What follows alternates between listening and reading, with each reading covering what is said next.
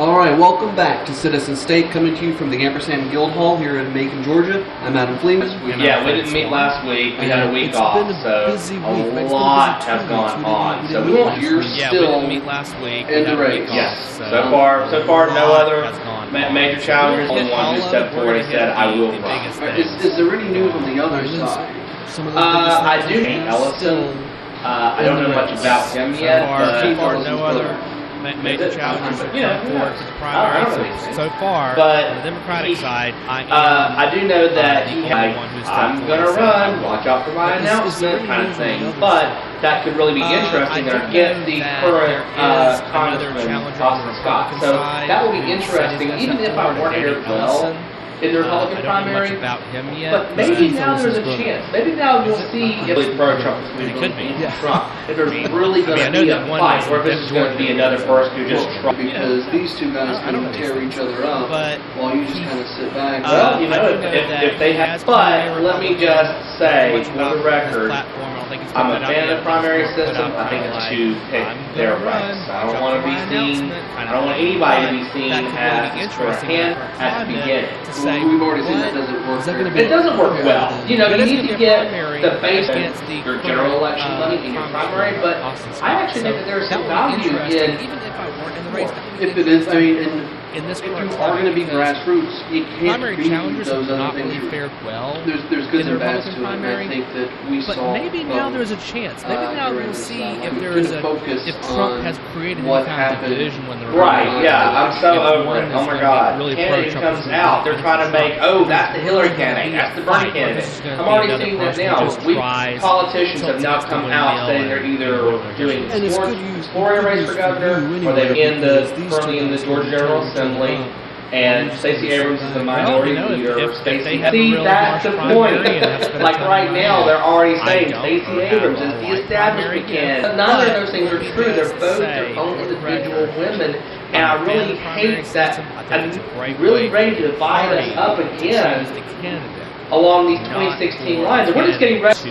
Yeah, we do. I mean, we really do. So I don't want anybody to be seen as this sort of handpicked or this, coronated person at the beginning. Well, we've already seen that doesn't work very well. It doesn't work well. You need to get the base's buy-in from the beginning, which a primary kind of does. I think people are kind of scared of primaries because you have to spend your general election money in your primary, but I actually think that there's some value in you spending that primary time getting out to the base, getting out to your grassroots, building up your support. If it is, and if you are going to be grassroots, you can't be those other things you were talking about. Exactly. I mean, you can't, by definition. Yeah, so the primary system, there's goods and bads to it, and I think that we saw both during this last general election. Yeah, I can agree with that. Right. Not to get too much into that, because we tend to do that too much. We tend to focus on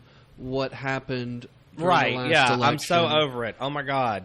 Because every candidate, they're trying to make, like, every time there's a candidate who comes out, they're trying to make, that's the Hillary candidate, that's the Bernie candidate. I'm already seeing that now. We've got, in the Georgia race for governor, 2 politicians have now come out stating they're either doing exploring a race for governor, or they've announced a race for governor. Stacey Abrams and Stacey Evans. Stacey Abrams, they're both currently in the Georgia General Assembly, and Stacey Abrams is the minority leader. Stacey Evans is a representative. And which Stacey is a Bernie bro? See, that's the point. Like right now, they're already saying Stacey Abrams is the establishment candidate. So that means by default, Stacey Evans is the Bernie candidate. And I'm like, neither of those things are true. They're both their own individual women, and I really hate that immediately we're casting these people in these ways. Like everybody's like really ready to divide us up again along these 2016 lines, and we're just getting ready to have another Republican governor if we do that. Well, we're an obsessive-compulsive country, and we like to put things in boxes. Yeah, we do. I mean, we really do. So we kind of look at things very black and white in the very beginning, and then add nuance later. I think Trump's a victim of that. I think he got a very black and white thing, and now just explosion of all these sorts of colors. And I don't know what he means when he talks anymore.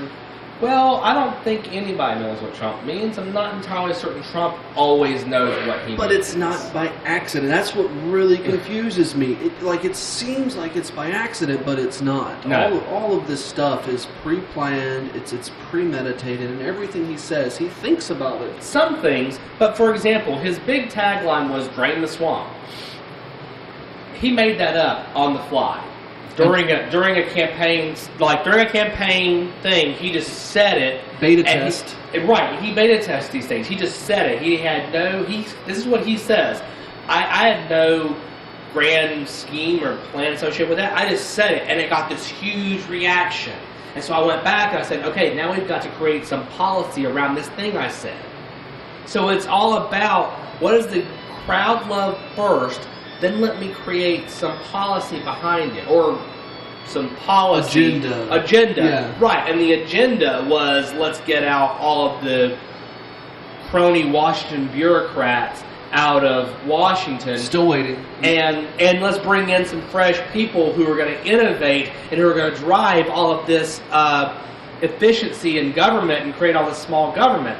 Meanwhile, what he did was he brought in all of the old neocons and all of the old people who Wall Street cronies, and totally went against, but still people gets the support. People still stick with that drain the swamp. It was not brilliant in that he didn't come up with it beforehand. It's a kind of brilliance of recognizing something that's this unspoken thing that people don't even know they want till they hear it, and he recognized it when he saw it. So Trump is like Nostradamus. Yeah, he doesn't actually see the future, but he sees what people want and then gives it to them. He can say things and then interpret that when he has to do something similar later. Right, exactly. Yeah, well, I mean, in that aspect, he's good at the job. He's good at campaigning. He's good at campaigning. Good at marketing. Good at marketing. He's a brilliant marketer, and I actually have said this for years. I mean, the man's a brilliant marketer. He can't run business for crap. I mean, you look at all his businesses that have thrived. Some have thrived, but many have bankrupted. Well, and when you own so many businesses, it's almost like some are going to bankrupt. Sure. And you just got to sweep those away. But regardless, he comes out smelling like roses, regardless of the conclusion, because he's a brilliant marketer. Because he's a brilliant marketing himself as the great businessman. And I would like to go on record as saying that we're mostly progressive. I'm still a mutt, but I think this is the most positive conversation about Trump that has actually ever happened. Yeah, totally. I mean, you shouldn't have to criticize him all the time. Maybe it's good to talk about his good points from time to time. And I personally, there are a few of them that I see, but it's mostly because there's nothing but attacks out there. And guess what? So I am going to be running, and if I do have a primary, somebody's going to take this video right here, and they're going to say, see how much he's a pro-Trump Democrat. Because I didn't bash him the whole time. That's pretty crazy. Because he's a broken clock that's right a couple of times. I mean, but that's how it's going to be. So, I mean, attacking somebody all the time doesn't work either. Look at, and going back to the Hillary Clinton, specifically the Hillary Clinton campaign and where she spent her money on negative ads versus policy, that doesn't work. It works in a primary because it works with your base because your base wants red meat. It doesn't work in a general because at that point the independents are going to say, okay, I'm really not just buying your party line. I need to know what you're going to do. And many independents did not know what Hillary Clinton was for. All they knew was she was against. She wasn't Trump. Right. So, yeah. So, being for something is going to be very crucial and vital in this coming up election. We've got to have specific policies that we want to fight for. Well, people want something to vote for, somebody to vote for, not something to vote against. Exactly. And that's been a growing theme, and you can go back and ask your parents and your grandparents, and all the time you hear the lesser of two evils over and over again. And I think that's changed, specifically with the millennials, but I think the Gen Xers are on board with that also, and they're sick and tired of having, what was the South Park episode, voting between a giant douche or a turd sandwich. Right.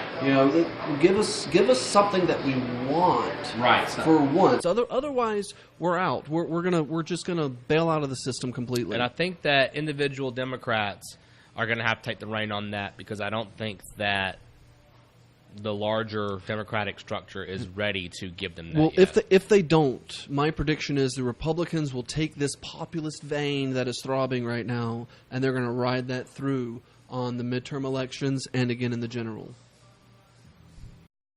And because we have to, it's time to talk about Russia. Russia. I'm still sick of it. The last time we talked, I was sick of it then, and yeah. I watch the news in the morning, and it's still nothing but Russia. Yeah.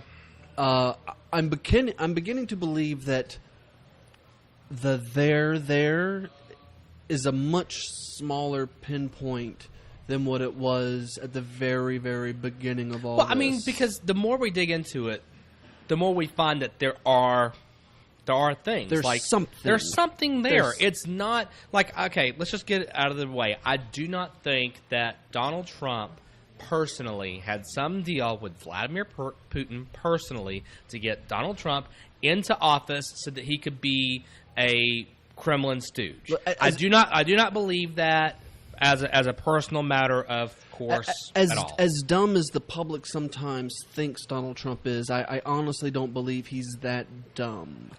I don't think he's that smart.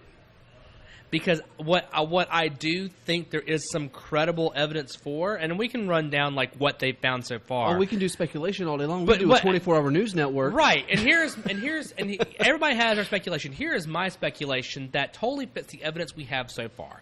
I believe that I believe the Kremlin began surrounding Donald Trump with plants of people that they wanted so that they could try to influence policy in directions they wanted. But more than anything, they wanted Donald Trump because A, they thought he was influenceable, and B, they thought that he would be a detriment to the nation because he was so erratic. And also his opponent, Hillary Clinton, was very, very what's the word?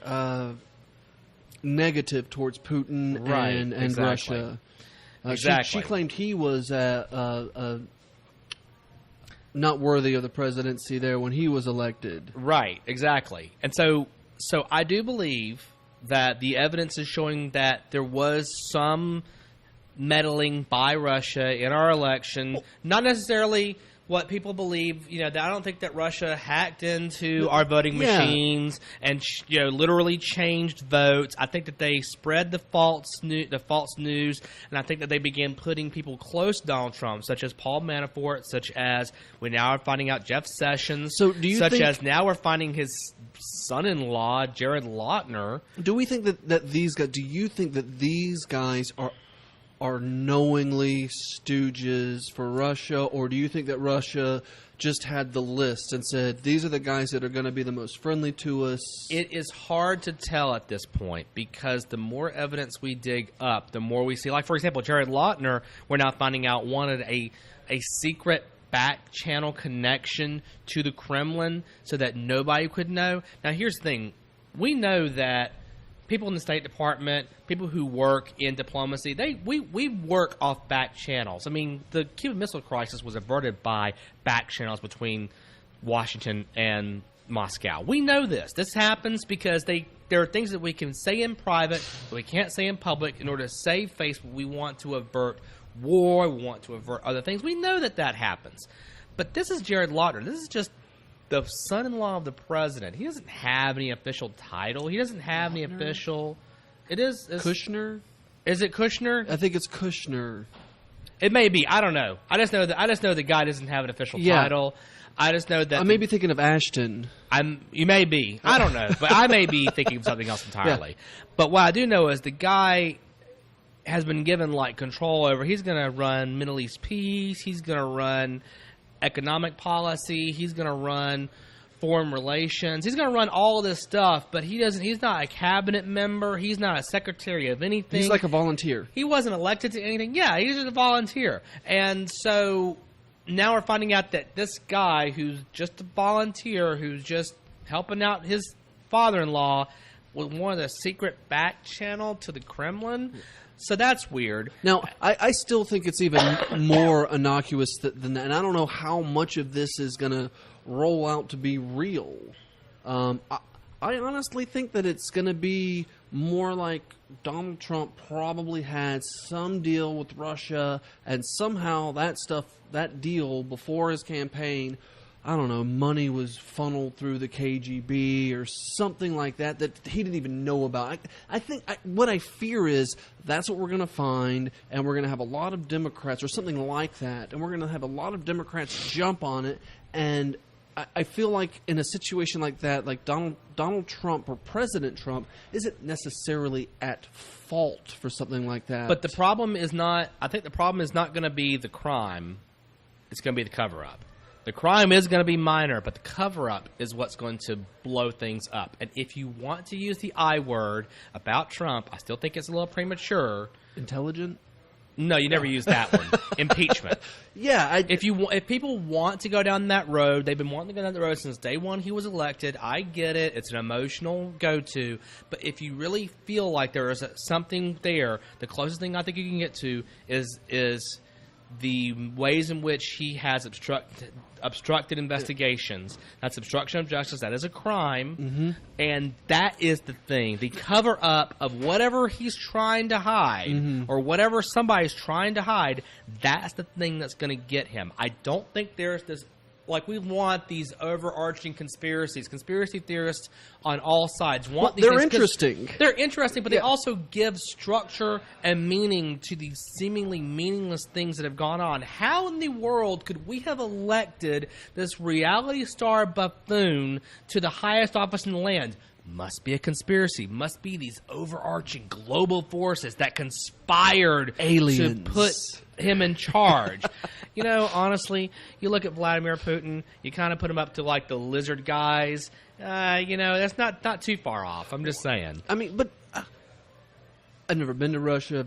I've never met people that are in Moscow. I almost feel like Vladimir Putin is liked by Russians. They love him. He's their populist. Yeah, no, they love him. He has I think an 87% approval rate. That's great. And that's not by like RT or somebody. It was by an independent pollster. No, he is rather loved by the Russian people, and they love his strong stance, and they feel like he's this fearless leader, and they really do. Like, they're like, don't talk crap about Vladimir Putin because we like him. Well, when we were kids, I remember seeing news stories about the Russian people waiting in line to get bread. Right. I don't think that happens anymore. No. So, they all attribute yeah, the recovery of the Russian economy to Putin. Because before then, when Boris Yeltsin was in power, you know, the communist government did control everything, and before Yeltsin, and they did have bread lines, they did have all that stuff. Then the Soviet Empire collapsed, and Boris Yeltsin was in charge of the new Russian government, and I mean, that was USSR, and then the Russian Federation. And Boris Yeltsin had this appearance of being the slovenly drunk who, he day drank and just was he the guy that had the purple thing? No, that was Yosidon. He was the guy who was in charge of the Soviet Union just prior to its fall, and he ushered in the new Russian Federation. Okay. That he didn't hand it off to Yeltsin. But anyway, people just hated him because they felt like they attributed a lot of the economic woes of the crash course in capitalism that Russia suddenly had to Yeltsin. So then when Vladimir Putin came in, the economy recovered. It had already started recovering. Well, yeah, but they all attributed it to Vladimir Putin. So Vladimir Putin was not very popular when he first came in, but as the economy recovered and he began continuing to project this strongman image, and it's become a strongman, the economy's recovering. I did see the picture of him riding a bear. There is definitely a strongman there. So, yeah, he's very popular in Russia. He's absolutely popular. I guess that's sort of on the same track of populism is popular. Well, yeah. I mean, that's why they call it populism. That's what they call it populism, right. Speaking of populism being popular, apparently we have a very popular congressman who likes to body slam liberal reporters. Right. So dirty liberal reporters like from The Guardian. So, yeah, I didn't catch a whole lot of this. The one report that I did see, somebody interviewed somebody, and they said, and I saw his feet fly up in the air, and like it suddenly became silly and cartoonish. By the way, anybody who's watching, please pause this recording, go and find an audio recording if you haven't already of it, because it's amazing. Like, you literally hear the guy ask a question, and all of a sudden there's just kerfuffle, and then he's like, and then you hear Gianforte just yelling at the guy, "I'm sick and tired of you guys constantly doing this to us." And then you can hear the reporter, "You just body slammed me, and you broke my glasses." And yeah, like the guy chokeslammed him. It reminds me of cartoons when Bugs Bunny would put on a pair of glasses and say, "You want to hit a guy with glasses?" Right, exactly. But no, he would. And then a senator going, "Well, I won't punch you, but I will definitely chokeslam you." Right, he totally chokeslammed him. And the confirmation, so that audio and the confirmation of that was provided by Fox News. Good on them. Good on them. Fair and balanced. Right, because there were Fox News people in the they are trying to interview him when the guy came up to ask the question. So they had all the video. They had it all, right. So they were like, "No, he just came up and asked a question." Then suddenly Gianforte lost his mind and chokeslammed him and started punching him. But you know, not to give Fox News too much credit, like that type of news is also the kind of news that side of the aisle likes. I mean, the dude won anyway. The dude did win anyway. I mean, he won anyway. That's the kind of news that they like. But I will say, unlike some who have said that, this just shows how backwards Montana is, you have to realize that Montana is so big and they only have one congressional district. 2/3 of all Montana votes were by mail. So, and the chokeslam happened the night before the election So night. a lot of people didn't know they were voting for Jesse Ventura. It was already baked in. Now, mind you, Jesse Ventura is also a very popular politician. Chokeslammer, yes. I would say that if Jesse Ventura tried to run again, he probably would have a pretty good Unfortunately, because he's gotten a little crazier since the last time he ran. Yeah, he has, totally. But I think he'd also be very popular. Right, so this reporter, is he going to press charges? He did press charges. And they ended up having to charge... Lock him up, right? They ended up having to charge the congressman-elect with misdemeanor assault.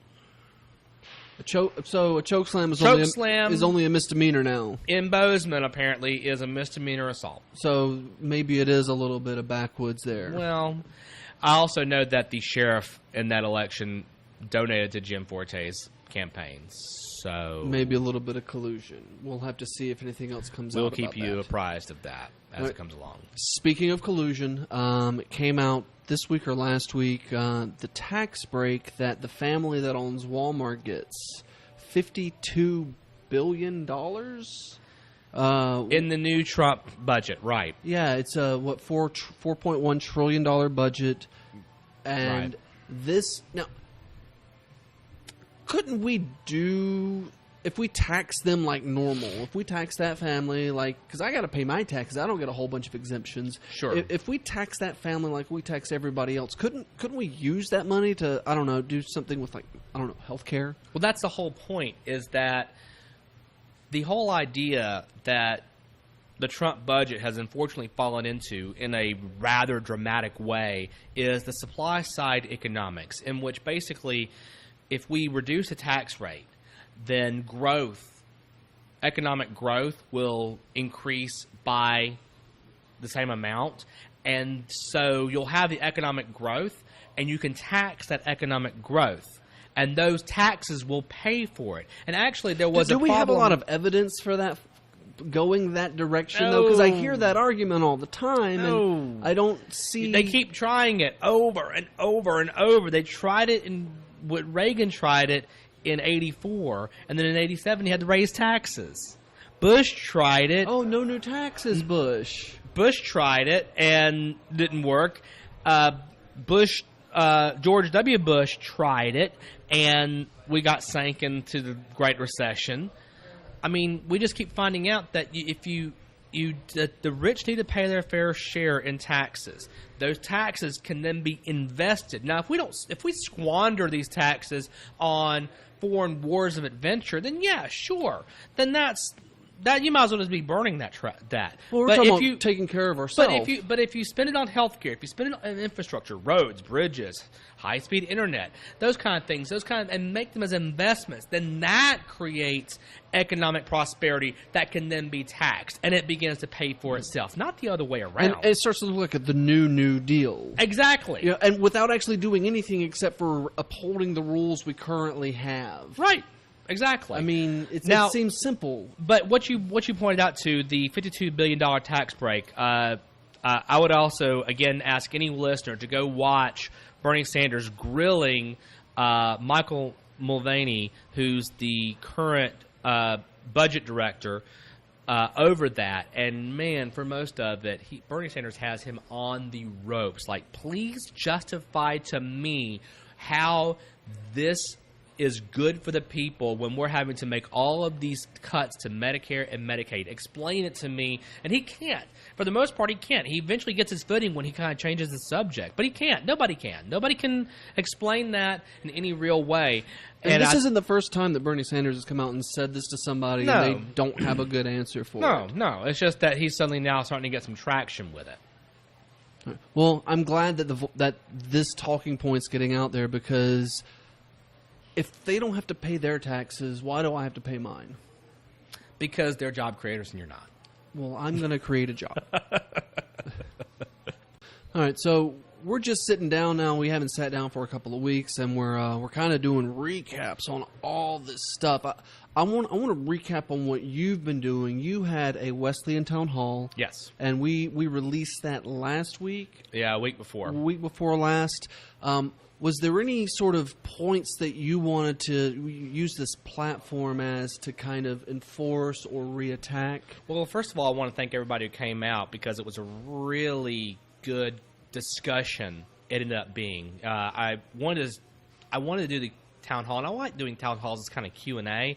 I don't want to just be me standing up pontificating about this or that. I'd rather hear from the people, hear what their concerns are, and then we have a discussion back and forth, and it really ended up being a really rich discussion with both supporters and people who were new to me. There was one thing that was discussed in the town hall that I really wanted to kind of reattack or look at again, and that was healthcare. And now, this is because we talked about this already. This is one of the reasons why you definitely have my support, is because I know that you are going to listen to what people say, and you're really going to take what they say to heart and evaluate it. Right. And one of the major points I've had since early on is that my main desire is to fix the ACA. Now, I don't think the ACA is completely broken. I just think it needs some fixes in order to be better, because it has benefited 26 million Americans so far. However, it has led to premium increases and copay increases for many, and it has made it so that there are fewer insurers in some markets. So there are things that we need to fix. However, one of the things that one of the people brought up at the town hall was that she did not feel, she's a nurse, she did not feel that the ACA was really worth saving, that we really need to push for a single-payer option. And I said, well, I'm all for single-payer. If I had my druthers, I would prefer to have a single-payer. But if the ACA is still there and the ACA is still available, let's fix it. Well, Republicans are going to break the ACA.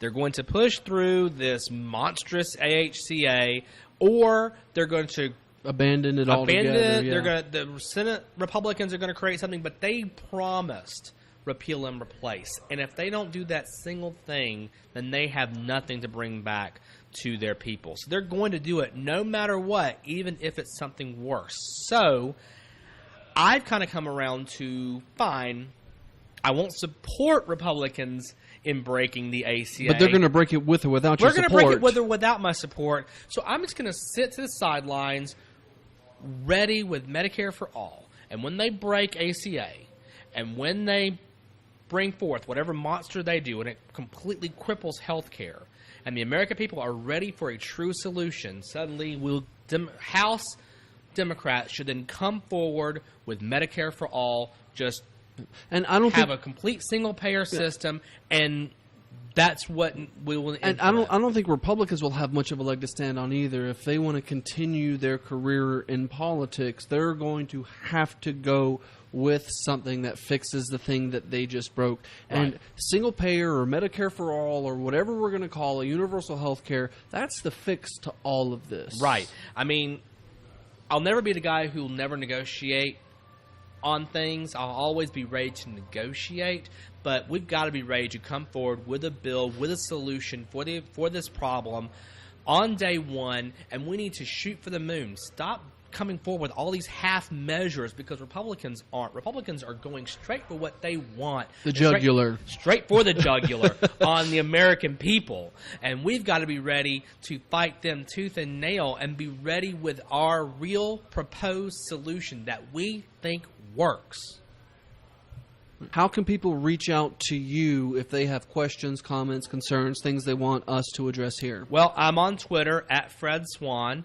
You can also go to my campaign's Facebook page, www.facebook.com/Fred Swan for Congress, one word. We'll put them all down here. Put it all down there. And I'm the moderator of that, so if you send me a message on that, you will get a response from me. Facebook says I have a within a few minutes response time reputation, so if you send me a message, you will get a response from me. If you DM me on Twitter or send me a Twitter, you will get a response from me. I man all of those social media sites. I don't really have a staff.